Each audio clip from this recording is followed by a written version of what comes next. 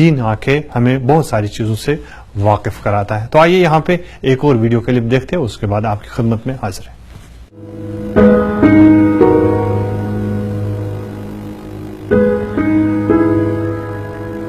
اسلام ہمیں سکھاتا ہے کہ ہم ایک روح ہیں جو ایک مادی جسم میں موجود ہے. انسانی جسم تو آلے کی طرح ہے جو روح کو غذا فراہم کرنے کا ذریعہ بنتا ہے تاکہ وہ آخرت کی تیاری کر سکے.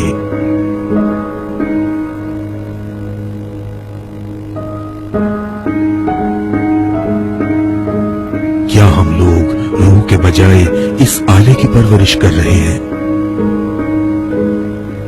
ہم نے زندگی کا مقصد کھو دیا ہے.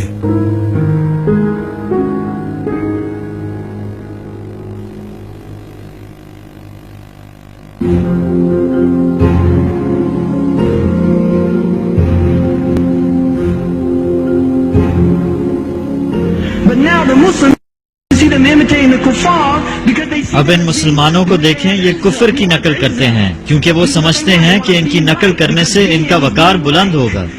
ہم بھی عزت چاہتے ہیں لیکن وہ ان کی طرح بننا چاہتے ہیں. یہ حرکت آپ اس وقت کرتے ہیں جب آپ کی ذات میں کمزوری ہو. کچھ لوگ پاپ سٹارز کی نقل کرتے ہوئے ان جیسا بننا چاہتے ہیں.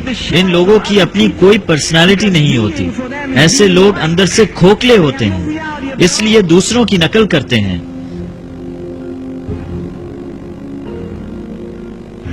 اگر میڈونا رے بین کمپنی کے سن گلاسز پہنتی ہے تو یہ لوگ بھی ایسا ہی کرتے ہیں. یہ تو ایک بیماری ہے. اگر ہم حضرت عیسیٰ علیہ السلام کے پیغام کو دیکھیں تو ہمیں پتہ چلتا ہے کہ انہوں نے آخرت اور موت کی بات کی ہے اور لوگوں کو موت کے بارے میں انتباہ کیا ہے.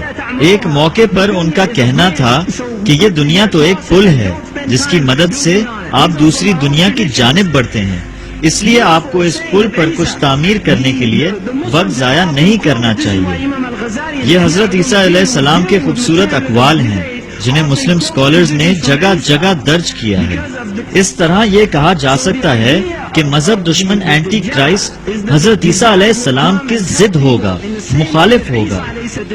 حضرت عیسیٰ علیہ السلام نے تو لوگوں سے کہا تھا کہ وہ اگلے جہاں کے لیے تیاری کریں، لیکن مذہب دشمن اینٹی کرائسٹ کہے گا کہ اگلے جہاں کی بات بیکار ہے، جو کچھ ہے اسی جہاں میں ہے.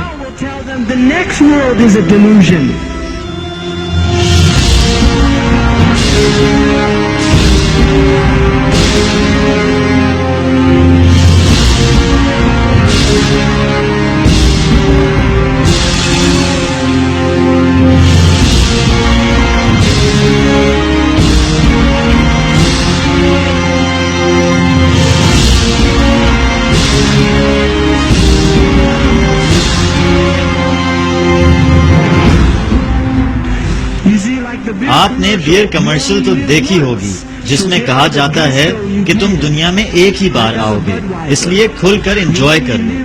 یہ ہے بڈوائزر بیئر کی کمرشل.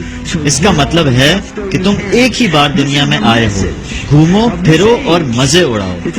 یہ ہے پیغام اس دور کا. یہ در حقیقت مادہ پرستی کا پیغام ہے. اس میں لوگوں سے کہا جاتا ہے کہ چیزیں خرید کر خوش رہو، زیادہ خریداری کرو اور خوش رہو. ان کا نعرہ ہے کہ خوش رہو، غم نہ کرو. وہی مسکراتا چہرہ.